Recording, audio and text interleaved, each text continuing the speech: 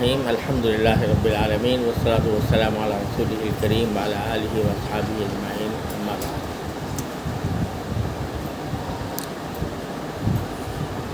الحمدللہ آپ حضرات کے جو تاثرات میں نے سنے اس سے الحمدللہ بڑا اطمینان بھی ہوا، خوشی بھی ہوئی، اور جب ہم اس تخصص کا اجرا کر رہے تھے تو اس وقت ہمیں یہ اندازہ نہیں تھا کہ یہ کتنا مفید ہوگا، اگرچہ جب ہم نے اس کے لیے موضوعات تجویز کیے اور اس کا نصاب بنایا تو اپنی دانش میں یہ سوچ کر بنایا کہ ہمارے دور حدیث سے جو طلباء فارغ ہوتے ہیں اور اپنے درس نظامی کی تکمیل کر لیتے ہیں، اللہ تعالیٰ کے فضل و کرم سے جو دین کی بنیادیں ہیں وہ تو پوری طرح اس میں آ گئی ہیں، اور آخری ہمارا ملجا و ماوا وہی ہے۔ جو فقہ ہم پڑھتے ہیں، جو عقائد ہم پڑھتے ہیں، جو تفسیر ہم پڑھتے ہیں، جو حدیث پڑھتے ہیں، ہمارے سارے علوم کی بنیاد یہی ہے۔ لیکن ہر زمانے کے کچھ تقاضے ہوتے ہیں اور ان تقاضوں کے مطابق ایک داعی کا یہ فریضہ ہے کہ وہ اپنے زمانے کے حالات سے پوری طرح باخبر ہو کر دین کی دعوت کا فریضہ انجام دیں۔ تو اس لحاظ سے ہم نے نصاب مرتب کیا تھا کہ جو درس نظامی کی تکمیل کرنے کے بعد اپنے ساتھیوں کو اس بات کا اہل بنایا جائے کہ وہ دور جدید میں جو مسائل پھیلے ہوئے ہیں ان کو نہ صرف سمجھیں بلکہ جن لوگوں کو ان مسائل نے ذہنی طور پر اسلام سے یا اہل علم سے دور کیا ہوا ہے ان کو قریب لانے کی صلاحیت ان میں پیدا ہو۔ یہ بنیادی مقصد اس تخصص کا تھا اور ہے۔ اس وقت جتنے بھی فتنے، اس وقت تو فتنوں کا ایک بھرمار ہے ہمارے اوپر، اور چاروں طرف سے وہ صورتحال ہے جو رسول کریم صلی اللہ علیہ وسلم نے ارشاد فرمائی تھی کہ تقع الفتن فی بیوتکم کوقع المطر، بارش کے قطروں کی طرح تمہارے اوپر فتنوں کی بارش ہوگی۔ وہی زمانہ ہے، لیکن اس میں ایک فتنہ ایسا ہے جو بہت سے فتنوں کی جڑ ہے، اور وہ ہے مغربیت کا فتنہ۔ یعنی ذہنوں پر یہ بٹھا دیا گیا ہے کہ مغرب ہی برتر ہے، فکری اعتبار سے بھی، عملی اعتبار سے بھی اس کی برتری ذہنوں پر اس طرح بٹھا دی گئی ہے کہ جو چیز مغرب سے آئے گی اس کو تو مستند سمجھا جائے گا، اور جو چیز مغرب سے نہیں آئے گی وہ مستند نہیں۔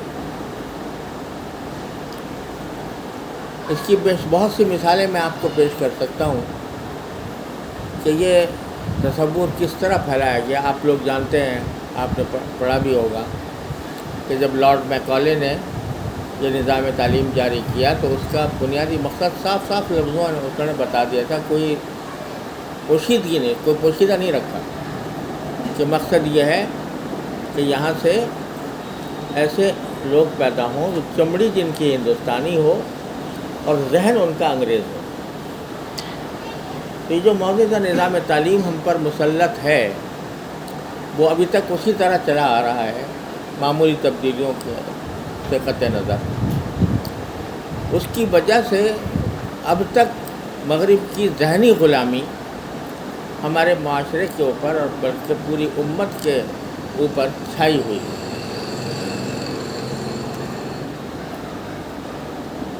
اور اس کا نتیجہ یہ نکلتا ہے کہ جو ہمارے اپنے علوم ہیں یا ہمارے اپنے عقائد ہیں، ان علوم اور عقائد کو ایک رجعت پسندانہ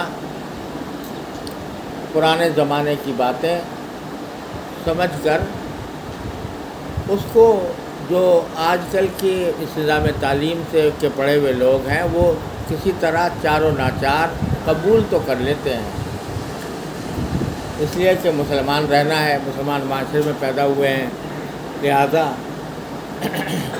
ایک طرح سے مجبور ہے کہ اپنے آپ کو مسلمان رکھیں، نماز کا انکار نہ کریں، پڑھیں یا نہ پڑھیں، روزے کا انکار نہ کریں، رکھیں یا نہ رکھیں، تو کم از کم وہ اس معاشرے سے کسی نہ کسی طرح اپنا کنڈا جوڑنے کی حد تک اپنے آپ کو مسلمان تو ضرور سمجھتے ہیں۔ لیکن اکثریت اس نظام کے پڑے ہوئے لوگوں کی ایسی ہے کہ جو اندر سے اپنے دل کی دنیا سے اسلام کے احکام اور اسلام کی تعلیمات کو دل سے قبول نہیں۔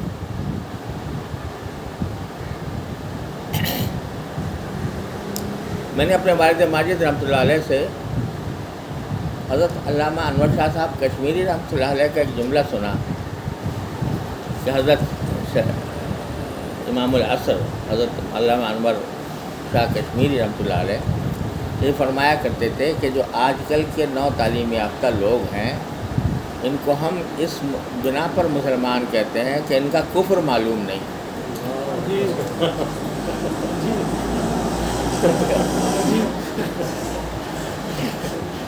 اس لیے مسلمان کہتے ہیں کہ اس کا کفر معلوم نہیں۔ تو یہ بڑا عجیب جملہ ہے۔ تو جو میں کہہ رہا ہوں کہ وہ چاروں ناچار جو صورتحال ہے وہ یہ چاروں ناچار اپنے آپ کو مسلمان کہتے ہیں، اگر عقیدہ کی بات پوچھو تو کہہ دیں گے کہ ہاں آخرت کے اوپر ایمان ہے، لیکن ایمان ایسا ہے کہ ایک مرتبہ میں جہاز میں جا رہا تھا تو ایک صاحب بیٹھے ہوئے تھے میرے برابر میں، تو وہ کہنے لگے کہ مولانا میں مسلمان ہوں لیکن یہ بتاؤ کہ کیا واقعی آخرت کوئی چیز ہے؟ کیا واقعی ایسا ہوگا کہ ہم مرنے کے بعد دوبارہ زندہ ہوں گے اور پھر ہمارا حساب کتاب ہوگا؟ اس نے اپنی زبان سے پوچھ لیا بیچارے نے،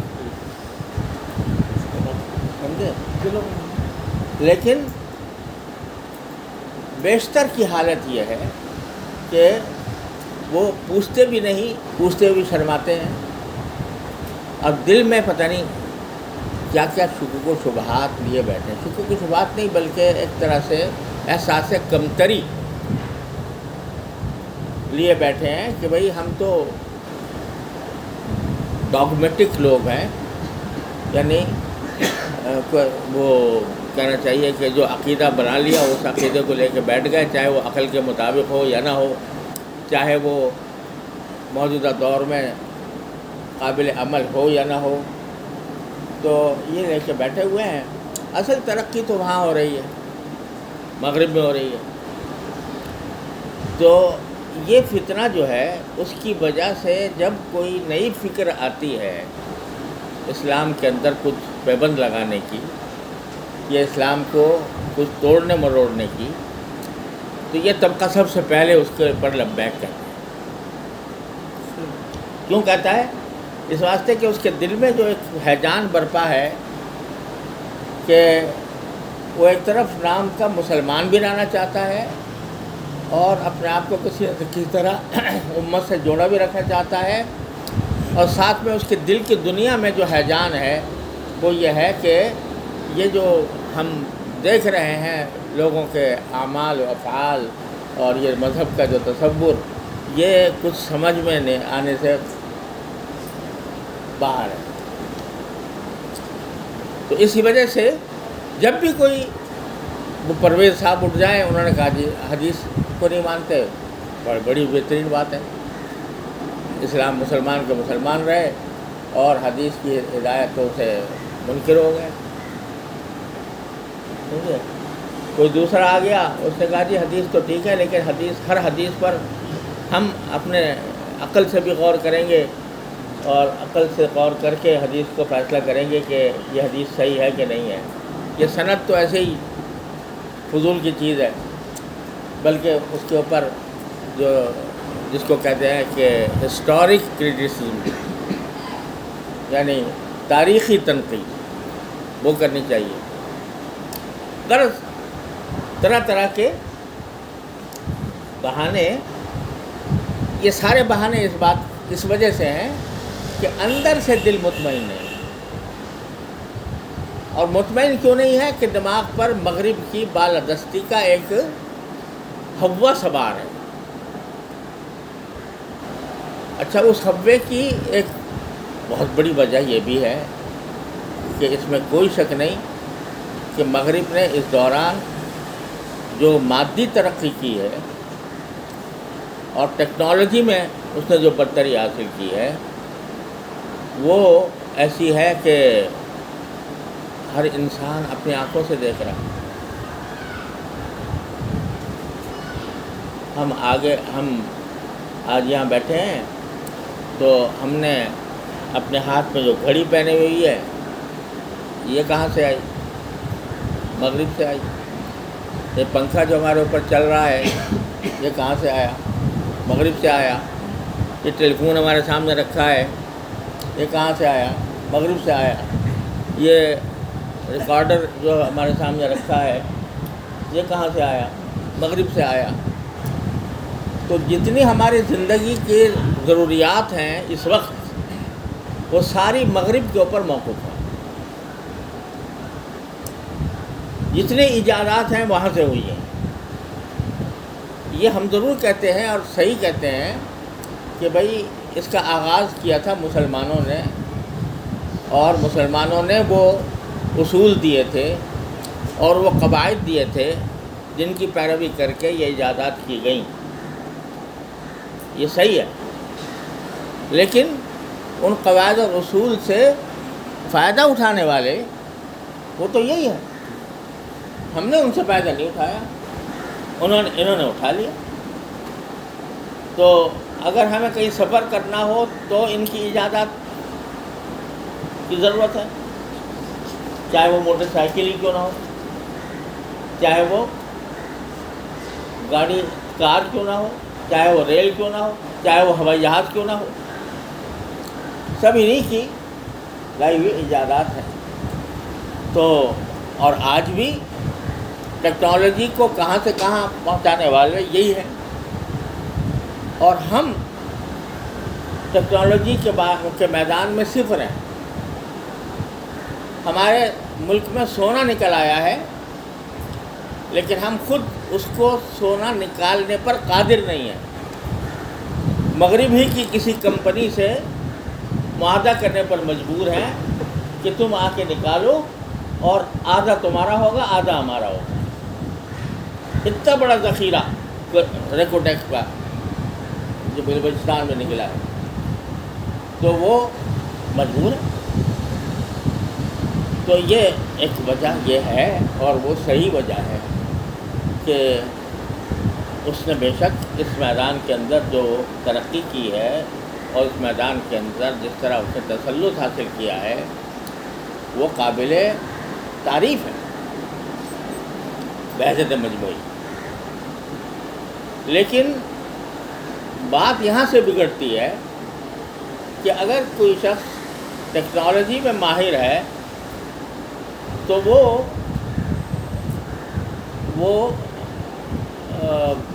یعنی صنعت و حرفت میں اس کا بہت اونچا مقام ہے، ٹیکنالوجی کے اندر ماہر ہے، تو وہ میٹا فزکس میں بھی ضرور ماہر ہوگا،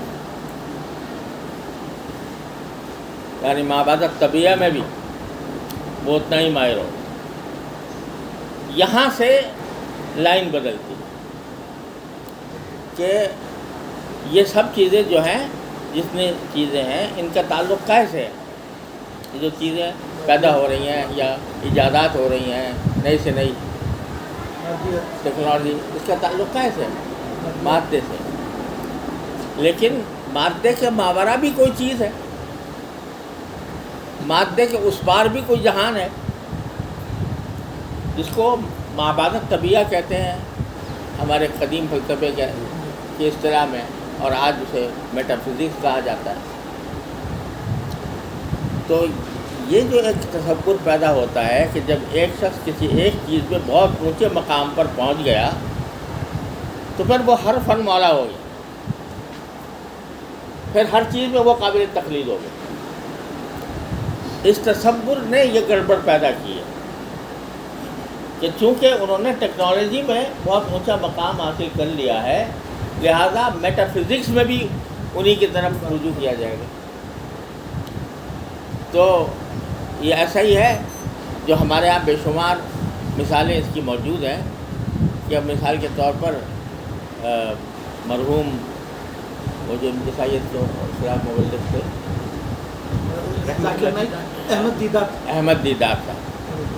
احمد دیدار صاحب، وہ انہوں نے عیسائیت کے مقابلے میں بڑا زبردست کام کیا، اور اس میں انہوں نے بڑی مہارت حاصل کی، بہت اونچے درجے تک پہنچے، اور پتہ نہیں کتنے لوگوں کو مسلمان کیا، اور اب انہی کے طریقے پر ڈاکٹر ذاکر نائک صاحب ہیں۔ جب ان کی شہرت ہوئی اس عیسائیت کے میدان میں، تو اب دنیا بھی سمجھنے لگی، اور خود انہوں نے بھی اس میں کوئی تعامل نہیں کیا کہ ان کو ہر چیز میں ماہر سمجھا جائے۔ جب وہ عیسائیت کے رد میں ماہر ہیں تو پھر فقہ میں بھی ہوں گے، پھر حدیث میں بھی ہوں گے، پھر ہر چیز میں ہوں گے۔ یہ ایک مثال نہیں، بہت سی مثالیں ہمارے سامنے اس طرح کی موجود ہیں۔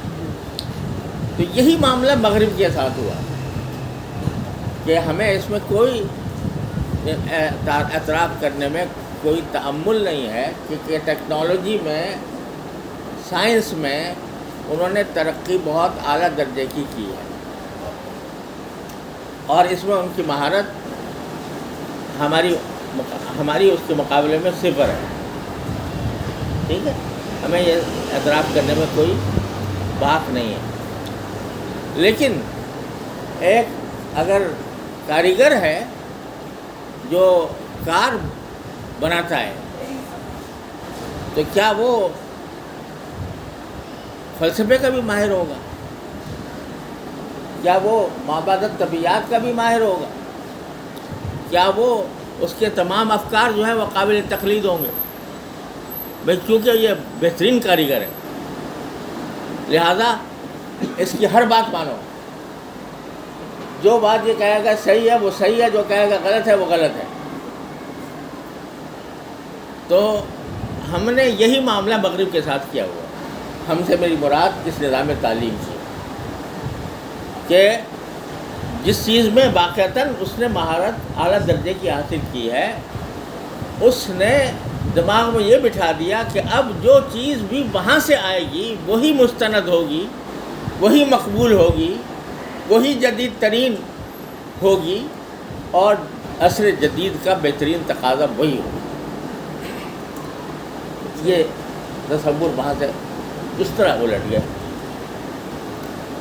اب مسلمان کا کام تو یہ تھا کہ بھائی وہ کہتا ہے بھائی تم کاریگر بڑے اچھے ہو، تم نے صنعتیں بڑی اچھی لگائی ہیں، تم نے ایجادات بہت اچھی کی ہیں، لیکن تم روح کے ماہر نہیں ہو، تم مادے کے ماہر ہو۔ روح ہمارے پاس ہے، اور وہ ہمارے قرآن میں ہے، وہ ہماری حدیث میں ہے، وہ ہمارے علوم میں ہے۔ وہ روح جو ہے اگر تم ہم سے حاصل کرو، مادہ ہم تم سے حاصل کر لیتے۔ اگر یہ سمجھوتا ہو جاتا کہ مادہ ان سے لے لو اور روح ہم سے لے لو، تو یہ دنیا امن کا گہوارہ ہو جاتا۔ لیکن مسلمان نے کیا کیا؟ مسلمان نے یہ کیا کہ بھئی تم بہت زبردست کاریگر ہو، تو یار تم ہی قابل تقلید ہو، تمہارا لباس بھی قابل تقلید ہے چاہے وہ ساتر نہ ہو، تمہارے طرز زندگی بھی قابل تقلید ہے چاہے وہ ہمارے سنت کے طریقے سے مختلف ہو، تمہارے افکار بھی قابل تقلید ہیں کیونکہ تمہاری سائنس کی بنیاد تمہارے فلسفے پر ہے، اور فلسفہ جو ہے وہ تمہارا ہی، اس میں بھی تو ہم سے برتر اور اعلیٰ ہو۔ لہذا یہ مولوی ملا جو باتیں کرتا ہے، یہ اس کو نہ دنیا کی خبر ہے، نہ اس کو ٹیکنالوجی کا پتہ ہے، نہ اس کو ان جدید افکار کا پتہ ہے جو مغرب نے پیدا کیے ہیں۔ تو اس واسطے یہ اپنے بسم اللہ کے گنبد میں بیٹھ کر جو پڑھتا پڑھاتا ہے وہ پڑھانے دو، لیکن زندگی کے عام بہاؤ میں اس کا کوئی کردار نہیں۔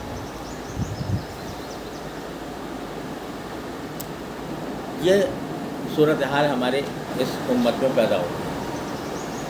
تو اس لیے میں کہہ رہا تھا کہ اس دور کے فتنوں میں سب سے بڑا فتنہ مغربیت کا فتنہ، اور اسی سے بہت سے شاخسانے پیدا ہوئے ہیں۔ یہ وہ شاخسانے ہیں جو الحاد کی طرف لے جا رہے ہیں، جو دہریت کی طرف لے جا رہے ہیں، جو نوجوان پہلے میں شرما کر مسلمان کہتا تھا اپنے آپ کو، اب کھلا بھی اپنے آپ کو ایتھیسٹ کہنے میں باک محسوس نہیں کرتا۔ تو ہم اگر 70 لاکھ افراد وفاق المدارس سے پیدا کر رہے ہیں، اور ان میں سے کتنے ایسے ہیں کہ جو اس مغربیت کے سیلاب پر کوئی بند باندھنے کی صلاحیت رکھتے ہیں، کم از کم ذہنی طور پر وہ غلام نہ ہو۔ میں آپ سے سچ کہتا ہوں، ہم آپس میں بیٹھے ہوئے ہیں، لیکن جو ہم اپنے آپ کو طالب علم کہتے ہیں، علماء کے صف میں اپنے آپ کو شامل کرتے ہیں اعوذ باللہ، تو اگر میں سچ کہوں تو علماء کے اندر بھی شدید احساس کمتری ہے مغرب کے مقابلے۔ وہ اندر چھپا ہوا ہے، لیکن ہے۔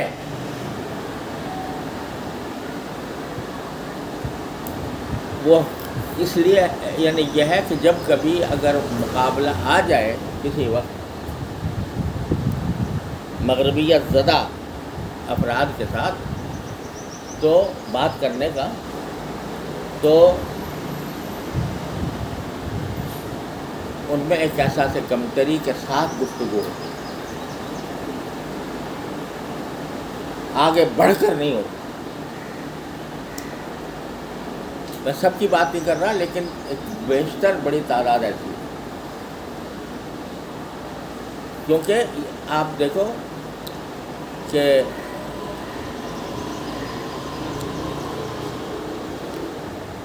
ہم انگریزی زبان نہیں جانتے، ہم سے بڑی مراد ہمارا جو طبقہ ہے انگریزی زبان نہیں جانتا، لیکن اگر کہیں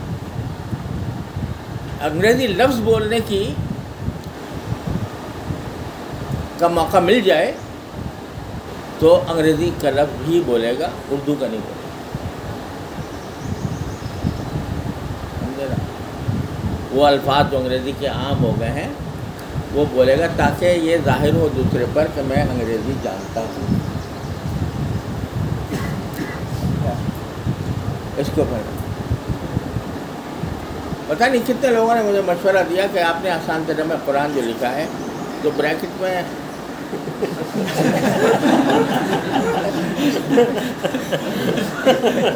کچھ انگریزی الفاظ لکھ دیتے تو اس سے لوگوں کو پتہ چلتا کہ بھئی یہ آدمی جو ہے یہ انگریزی داں ہے اور پھر قرآن کریم کو ترجمہ کرتا ہے. آپ کو متعلق یہ بات سے پیدا ہوتا ہے جی کہ لکھنے والا جو ہے وہ انگریزی دان ہے. تو یہ ایک احساس ہے کمتری.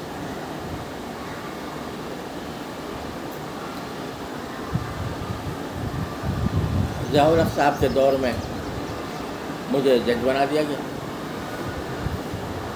میرے نام کے ساتھ جسٹس لکھا جاتا تھا. آج تک لوگ لکھتے ہیں بہت. میں نے نہیں لکھا. وہاں سے نکلنے کے بعد مجھ سے لوگوں نے کہا بھائی تم کتاب کے اوپر تمہیں حق ہے لکھنے کا, جسٹس محمد تقی عثمانی کیوں نہیں لکھتے؟ میں نے کہا نہیں مجھے نہیں پتا, مجھے تو مفتی کہلانا بھی پسند نہیں, میں صرف محمد تقی عثمانی لکھنا چاہتا ہوں نام کے ساتھ. لیکن کچھ حضرات ایسے ہیں جو صرف 1 مہینے کے لیے اس سیٹ پر گئے تھے. 1 مہینے یا 2 مہینے یا 3 مہینے, ہو سکتا ہے 3 مہینے ہو. وہ اس لیے گئے تھے کہ میرے فیصلے کو کالعدم کریں. بڑے مشہور عالم تھے. وہ زندگی بھر جسٹس لکھ رہے چلے آ رہے ہیں.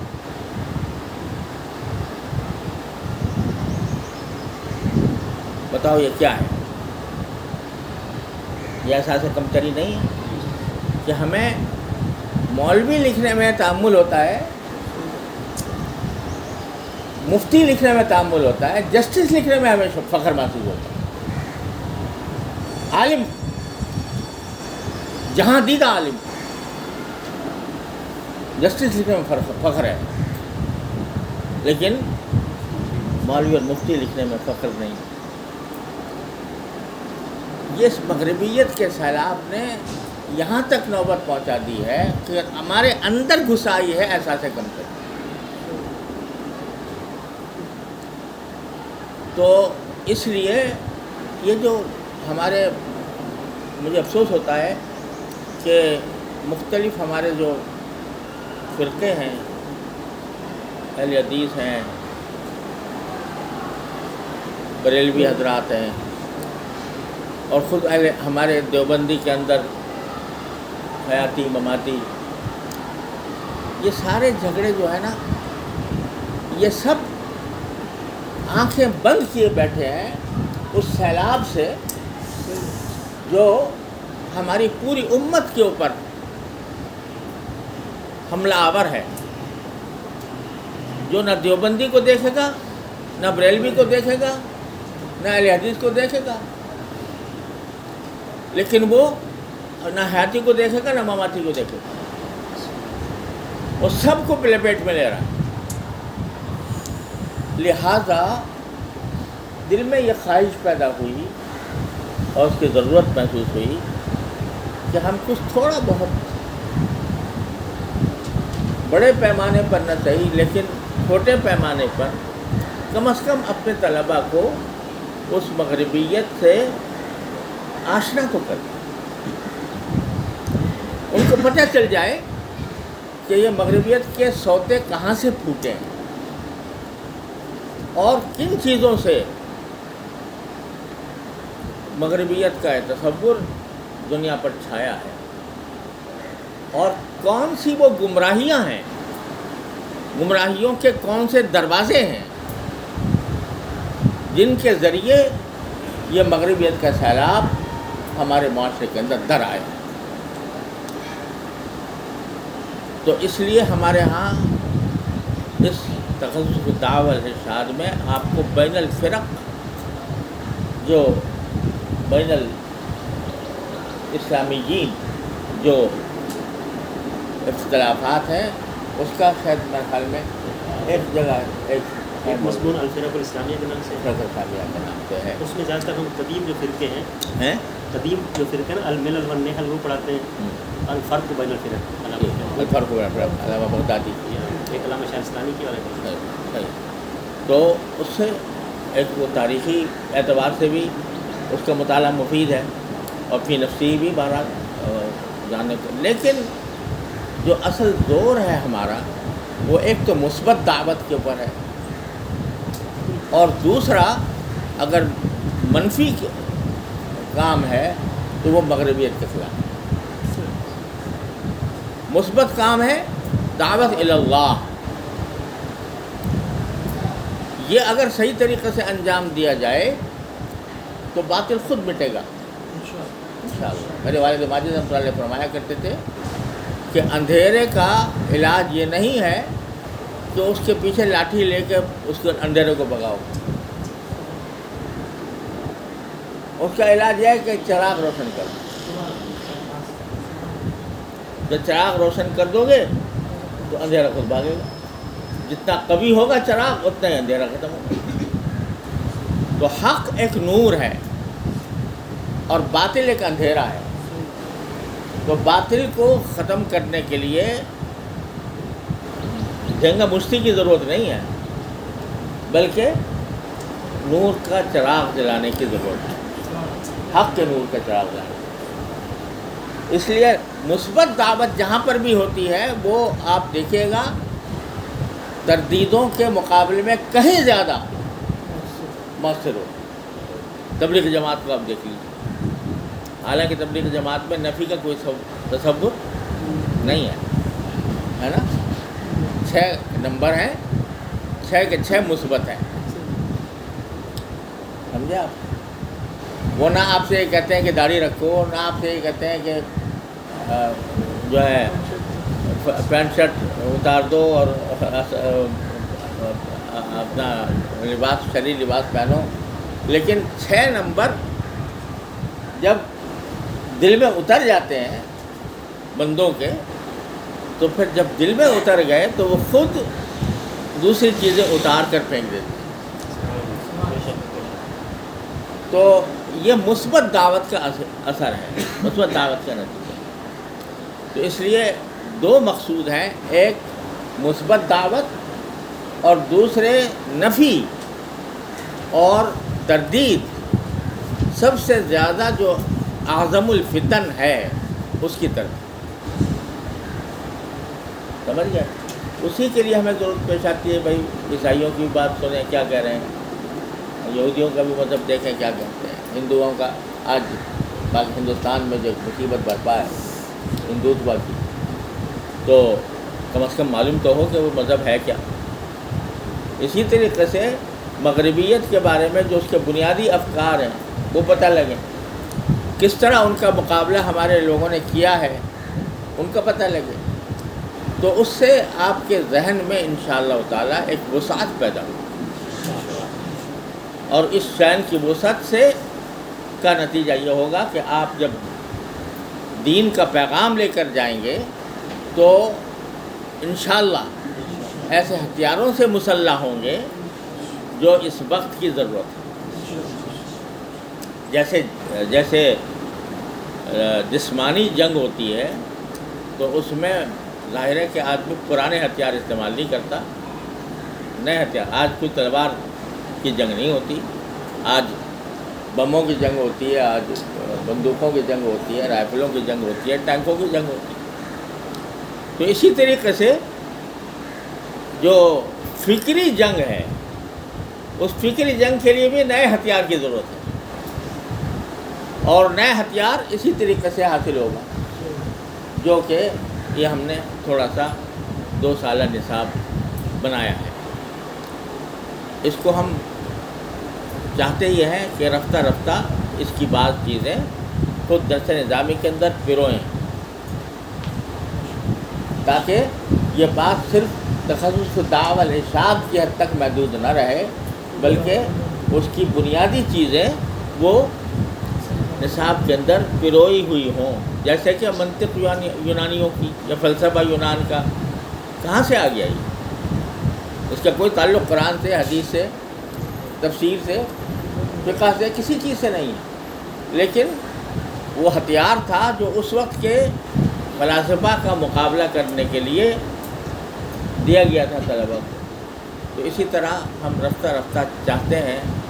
اصل میں چونکہ وفاق المدارس عربیہ در حقیقت 23,000 مدارس پر مشتمل ہے، اور اس میں جہاں یہ کراچی کا دارالعلوم ہے اور جامعہ علوم اسلامیہ بنور ٹاؤن ہے اور جامعہ فاروقیہ ہے وغیرہ کا مدارس ہے، اسی طریقے سے ایسے بھی ہیں کہ بلوچستان کے ایک گاؤں میں مدرسہ قائم ہے، خیبر پختونخوا کے ایک گاؤں میں قائم ہے، پنجاب کے ایک گاؤں میں، سندھ کے ایک گاؤں میں قائم ہے.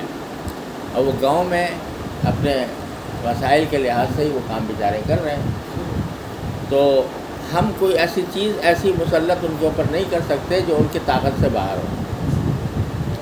یہ ہماری حدود ہیں، یہ ہماری ان حدود کے اندر رہ کر ہمیں کام کرنا پڑ رہا ہے. اس لیے زیادہ تدریج کے ساتھ کرنے کا ارادہ ہے، لیکن یہ ارادہ ہے کہ انشاءاللہ اللہ تعالیٰ نے توفیق عطا فرمائی تو جس طرح یہ منطق یونانیہ اور فلسفہ یونانی ہمارے نصاب کا حصہ تھا، تو اسی طریقے سے اس قسم کے مضامین بھی ہم اس میں داخل کریں تاکہ ہمارا طالب علم اس کام کے لیے مزید 2 سال خرچ کرنے کی ضرورت نہ ہو،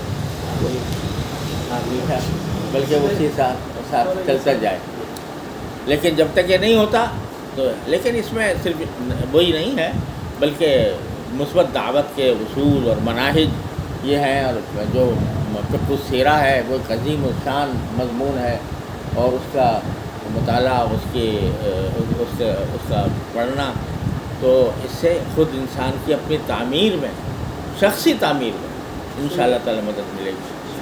تو بس بھائی اللہ تبارک و تعالیٰ اپنے رحمت سے آپ کے کاموں میں برکت عطا فرمائے اور زیادہ علم نافع عمل صالح سے نوازے. اور جو اساتذہ ماشاءاللہ آپ کو پڑھا رہے ہیں، اللہ تعالیٰ ان کو مزید توفیق سے نوازے اور مزید ان کو علم اور عمل کی توفیق عطا فرمائے، اور آپ کو زیادہ سے زیادہ فائدہ اور فیض پہنچانے کی توفیق عطا فرمائے. اس کو غنیمت سمجھیں ان لمحات کو، اور اس کو زیادہ سے زیادہ بہتر طریقے سے استعمال کرنے کی کوشش کریں. وآخر دعوانا الحمدللہ.